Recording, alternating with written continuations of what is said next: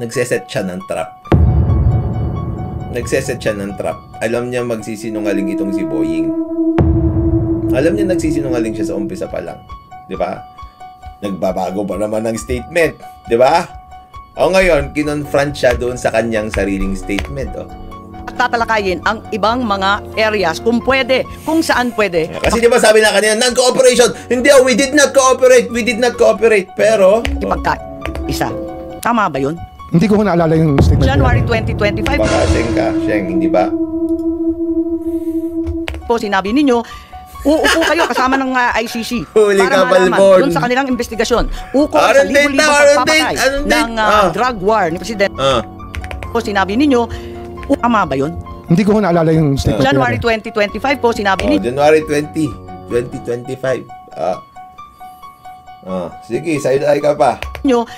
Uupo kayo kasama ng ICC para malaman doon sa kanilang investigasyon ukol sa libo-libong pagpapatay ng drug war ni Presidente Duterte. Sabi mo, ayon sa report, na yung cooperation with an international tribunal ay pinapayagan sa ating batas. At yung ICC representatives have been going in and out of the country without any of us raising anything. January 2025 po. So ano ho yung tanong?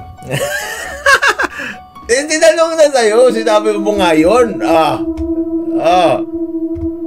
Ibig sabihin, tinanong niya kanina. So, nagko-cooperate tayo. Kasi niya, ini-establish niya yung kasinungalingan nyo na hindi kayo nag-cooperate. Huli ka, Balbon. Ang sinasabi ko, what happened to the President's statement that the government will not lift a finger? And what happens to your own assertion that there will be no blocking but no cooperation? Ang linaw pa. Natatandaan namin, ba't hindi mo matandaan? Nakikipagtungo na tayo sa ICC. Hindi, yun po yung sinasabi natin, nagiging bukas ang ating isipan.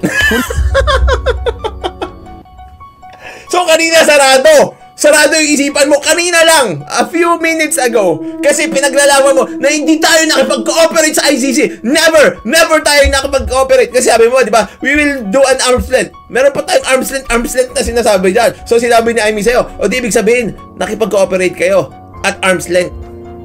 Sabi mo, di ba? Sabi niya, di ba? Sabi mo, hindi. Wala tayong cooperation whatsoever. At tapos ngayon, meron palang cooperation kasi nagbago pala yung isip nyo noon. Tapos ngayon, nagbago rin yung isip mo. Ay, hindi. Sagot mo. Ay!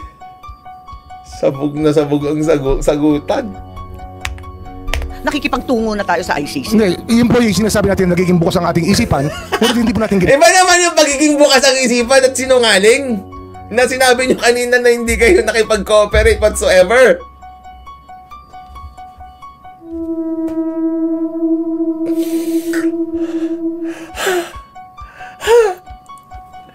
Sinabi nyo kanina, hindi kayo nakipag-cooperate sa investigasyon, kahit ano. O ngayon, bukas na yung isipan. Kasi may nabanggit ka pala noon na hindi mo maalala. Sa dinabi-dami ng binaligtad mong sinabi mo, lahat lang naman. Diba? Hindi po tayo nakiupo, hindi tayo nakipag-usap. Yun po yung malinaw sa lahat. Pero handa kayo noon, ngunit hindi natuloy. Ganun po ba? Marahil ho. Marahil na lang ngayon. Ay, buti pinagbibigyan pa yung mga sinasabi mo, ha?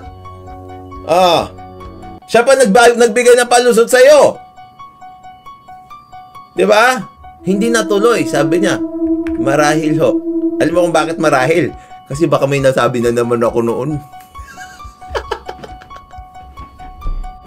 Alam mo kung bakit marahil?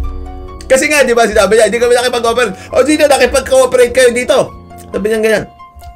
Yan ho kasi yung pag-change of mind, yung pagbabago ng isipan. Tapos binigyan niya ng lusot. So, hindi natuloy. Marahil ho. Kasi baka mamaya may sinabi na naman siya. So marahil na lang ngayon.